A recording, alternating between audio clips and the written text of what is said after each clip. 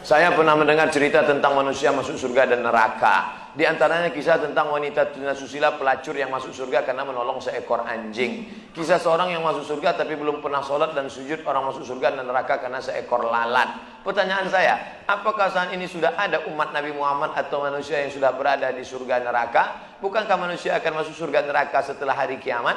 Kisah tentang seorang perempuan WTS membuka sepatunya, sepatu kulit, dimasukkannya ke dalam sumur, dituangkannya ke anjing yang menjulurkan lidah. Bukan umat Nabi Muhammad, tapi cerita tentang Bani Israel. Allah mengampunkan dia dan dia akan masuk surga.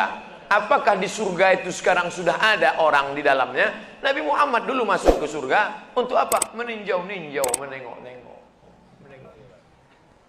Orang yang soleh meninggal, rohnya masuk ke dalam burung paruh warna hijau. Burung itu terbang ke sana kemari. Buka kitab Ar-Ruh, ditulis oleh Imam Ibnu Qayyim Al-Jauziyah. Bapak, ibu, adik-adik, kalau mau baca kitab tentang surga, neraka, alam barzah, dua kitab. Pertama At-Tazkirah Imam Al-Qurtubi, Ar-Ruh Imam Ibnu Qayyim Al-Jauziyah. Ada orang-orang dibawa singgah ke surga jalan-jalan. Ini pemukiman, real estate, rumah mewah. Nanti akan ditempati 1 Januari 2018. Tapi sebelum itu orang boleh jalan-jalan, nengok, survei-survei dulu. Makanya orang mati syahid wajahnya senyum. Kenapa orang mati syahid wajah senyum? Karena sebelum nyawanya keluar, malaikat sudah mengepakkan sayapnya. Di situ nampaknya kau akan mati, kau tinggal di lorong blok C nomor 15. Senyum dia. Nah, ini kita sekarang jangankan tempat surga, parkir pun payah. Apa hukumnya jika saya sholat sambil menutup mata agar sholat saya menjadi lebih khusyuk? Apakah ini tak boleh Pak Ustadz? Sebab dulu saya pernah tanya hal ini pada dosen agama, katanya ini tak boleh karena dianggap tak sopan pada Allah. Sementara jika mata saya terbuka, saya sulit untuk khusyuk. Adakah solusi untuk saya Pak Ustadz? Thanks. Ada gambar senyum. Titik 2. Sekarang saya mau menunjukkan beberapa riwayat sahabat Nabi itu sholatnya pejam mata atau buka mata. Jangan jawab. Nabi jadi imam, sahabat di belakang.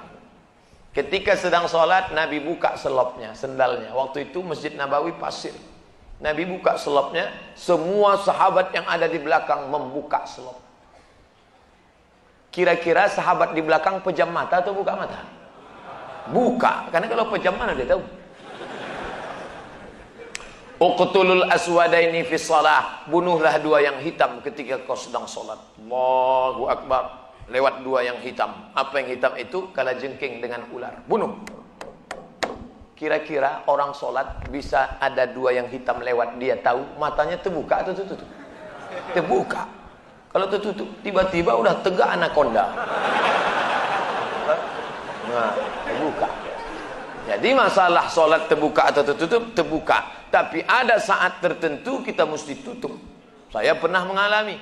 Pas di depan saya pakai baju kaos, tertulis di belakangnya, hidup memang susah, jangan bikin susah.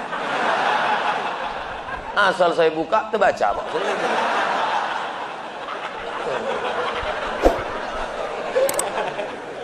Jangan sholat ke masjid pakai baju bergambar-gambar, bertulis-tulis, pakai baju polos.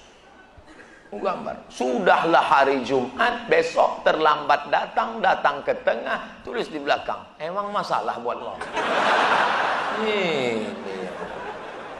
Kita bukan cerita sah tak sah, tapi efek pengaruhnya terhadap ibadah. Bagaimana pandangan Islam yang baik dalam mencari pendamping hidup seorang istri? 4 orang Pak Ustaz, sifatnya 4. Tungkahul mar'atu li arba', perempuan dinikahi karena 4. Apa yang pertama? 5 liha, karena kaya. Kenapa kau nikahi dia? Manalah Pak Ustaz, ku tengok cincinnya 3 biji. Kaya, tak salah. Wali hasabiha, kenapa kau nikahi dia? Keturunan Pak Ustaz, darah biru. Payah kemarin waktu cari donor darah, biru darah. Yang ketiga, wali jamaliha, karena cantiknya. Rambutnya bak mayang terurai, pipinya bak pauh dilayang, alisnya bak semut beriring, bibirnya ba'da 5 merekah. So sweet. Walidiniha, karena agamanya. Fazfar bidzatiddin, pandangkan agamanya. Kau nikahi karena sukunya. Berapa banyak orang melanggar pantangan suku, dipecat dari suku. Kau nikahi dia karena kayanya, hartanya hilang melayang, kau tak suka lagi. Kau nikahi karena bentuk rupa, perempuan bagaikan bunga, kuntum mekar, setelah itu layu, semuanya layu, dia akan berubah. Nikahilah karena agamanya. Ustadz Somad, ya, saya mahasiswa Ustadz dulu, ya. Bisa, saya udah tamat kuliah Pak Ustadz, mantap. Udah kerja Pak Ustadz, alhamdulillah. Belum nikah Pak Ustadz, nauzubillah. Bisa Ustadz carikan yang ada 4-4-nya Pak Ustadz. Kalau ada 4-4-nya ngapain untuk ente? Man talaba akhan bila aibin baqiya bila akhin. Siapa mencari kawan yang tak bercacat, seumur hidup tak akan berkawan. Menikah bukan mencari kesempurnaan, menikah menutupi segala kekurangan. Semenit setelah akad, mulailah kau nampak segala kekurangannya. Kurang cantik, kurang tinggi, kurang putih, kurang mancung, kurang. Maka setelah nikah, kau tutupilah segala kekurangannya. Setelah dapat, inilah dunia akhirat Pak Ustaz. Jangan lagi matamu liar kemana-mana. Kalau laki-laki sudah menikah, nampaknya perempuan cantik di jalan, pulanglah ke rumah. Apa yang ada pada perempuan di jalan itu, ada juga di rumah. Walaupun bentuknya agak lain sedikit. Bagaimana Ustadz menjaga kesehatan begitu jadwal padat? Tadi masuk WA ke sahabat kita, apa kata dia? Kalaulah Ustadz Somad itu made in Jepang, sudah lama rontok. Lalu apa yang Ustadz minum, apa yang Ustadz makan? Semuanya doa jamaah. Cobalah tengok di YouTube, di Twitter, di Facebook, di BBM, doa jamaah. Amin, amin, amin, amin, amin. Semoga Ustadz sehat, semoga Ustadz istiqamah, semoga doa menumpang tuah pada doa, mulut-mulut, tangan-tangan yang soleh. Mudah-mudahan kita bersatu dalam kebaikan insyaallah. Berapa takbir Idul Fitri Pak Ustadz? Berapa hari? Dari mulai tenggelam matahari sore, petang, malam takbir sampai sore tanggal 13, 10, 11, 12, 13. Allahu Akbar, Allahu Akbar, Allahu Akbar. La ilaha illallah, wallahu akbar. Allahu Akbar walillahil hamd. Sampai jam 2 malam suara tak serak-serak. Begitu ditengok, rupanya flash disk. Janganlah flash disk, orang lah. Ini banyak nanti flash disk ini masuk surga. CD masuk surga, flash disk masuk surga. Dilatihlah anak-anak muda kita. Latih anak-anak muda. Nih, takbir bukan cuma di masjid. Selama 4 hari itu takbir. Anak-anak, ibu-ibu di rumah sambil masak opor, masak rendang, masak gulai kambing. Allahu Akbar, Allahu Akbar. La ilaha illallah. Garamnya kurang.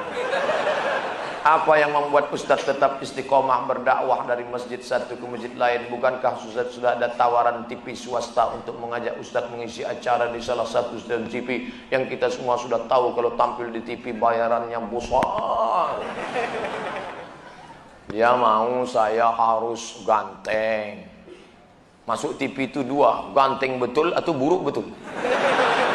Saya pula kan tidak pala buruk, tapi ganteng pun tidak juga. Pakaian itu harus begini, harus begitu, nah, itu yang tak bisa. Tapi yang paling berat ini jadwal.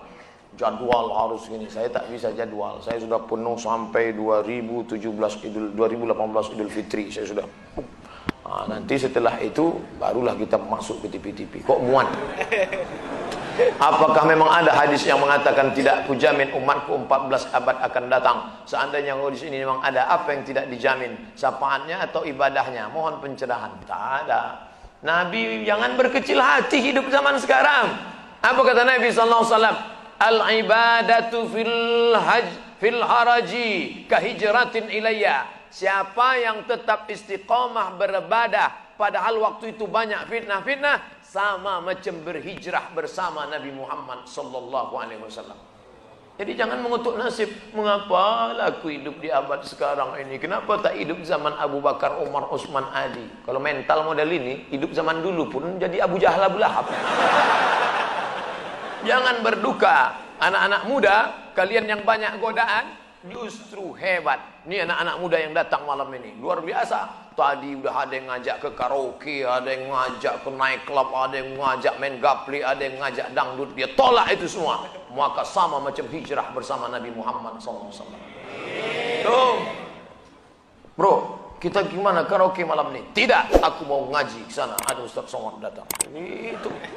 Setelah, jadi gimana? Pulang dari sana gitu.